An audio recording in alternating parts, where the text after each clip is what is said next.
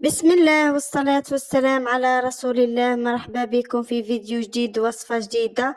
اليوم إن شاء الله راح نشارك معاكم أول حلويات العيد. راح ندير معاكم صابلي بريستيج حلويات العيد، عيد الفطر 2025. هذا القاطو يجي يذوب في الفم بحشو اقتصادي. حلوى رائعة بريستيج، حلويات الجزائرية الفخمة من أروع ما يكون، بنينة ياسر وشكلها تاعها تحفة لجميع المناسبات. من أروع الحلويات اللي راح نجربها معاكم، جدا بسيطة في مقاديرها وفي طريقة تحضيرها. هذه الحلوى لازم تحطوها في عينيكم للعيد. نروحوا للمقادير بسم الله. 500 غرام زبدة وتكون طرية بحرارة المطبخ. عندنا رشة ملح ومغرف كبيرة فاني وزوز كيسان سكر ناعم. نخلطوا المكونات مليح حتى نتحصلوا على خليط كريمي كما راكم تشوفوا. عندنا 4 بيضات كاملين، نخلطهم مليح بالخلاط كما راكم تشوفوا، ونضيف كاس زيت نضيفه تدريجيا، وحنايا نخلطو بالخلاط كما راكم تشوفوا. من نحبسوش من التخلاط بالخلاط، نضيفوه تدريجيا الزيت. وهذا سر من اسرار نجاح الصابلي، لازم نخلطوه مليح باش الزيت ما يخرج لناش من العجينه تاع الصابلي. نضيف 2 كيسان نشا ونغربلوهم، و2 أكياس خميرة الحلوى، خميرة القاطو، 2 أكياس.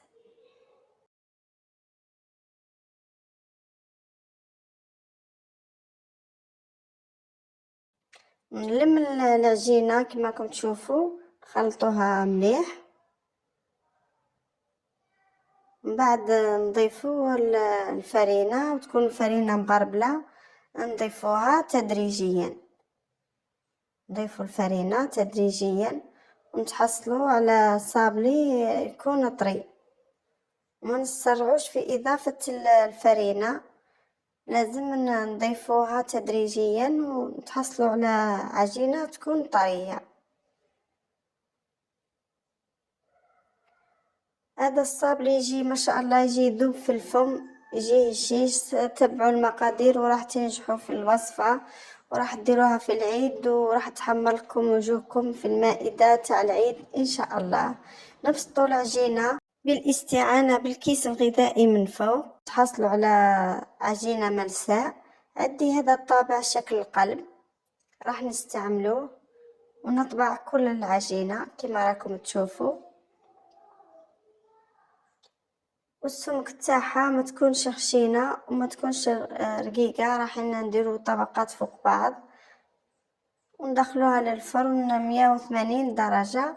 هذا لهنا هذا المول اللي استعملته للتزيين كريستال، راح نعمره بالشوكولا وما زدت لها حتى اضافه الا الزيت، ونعمرهم كما راكم تشوفوا، وندخلوهم للمجمد باش نخبطوهم. هذه المرحلة مهمة، نخرجوا لهم الهواء وندخلوهم للمجمد باش تجمد الشوكولا.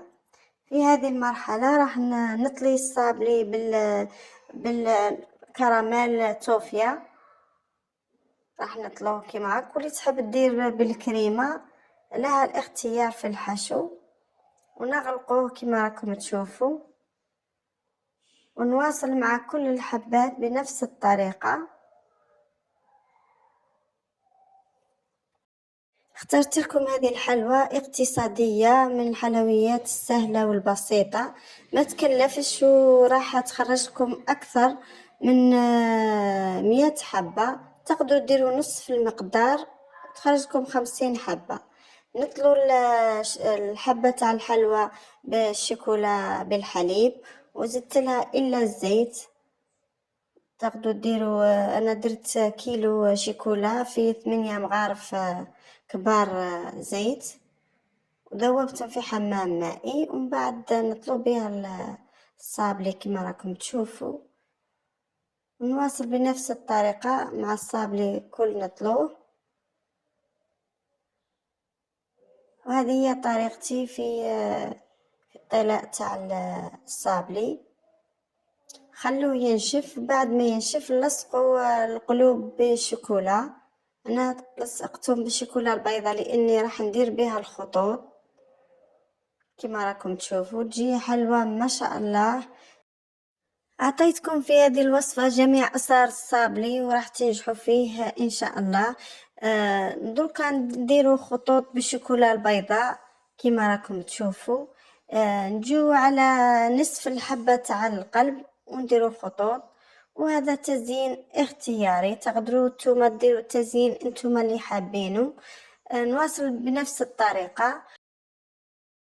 هذه هي الحلوى تاعنا تاع نهار اليوم، جديد غاطو برستيج 2025 من الحلويات الاقتصادية والراقية. راح نقسم معاكم الحبة وتشوفوها كيفاه جات تذوب في الفم بكمية كبيرة، سهلة واقتصادية في نفس الوقت. ما بقى إلا نقولكم وصلنا لنهاية الفيديو، وننصحكم باه تجربوها. ما تنساوش ديروا لي جيم للفيديو وتخلوا لي رايكم في التعليقات، واذا عجبكم المحتوى ما تنساوش تشتركوا في القناة وتبارطاجوا لي الفيديو مع الاهل والاصدقاء لتعم الفائدة. الى الملتقى ان شاء الله.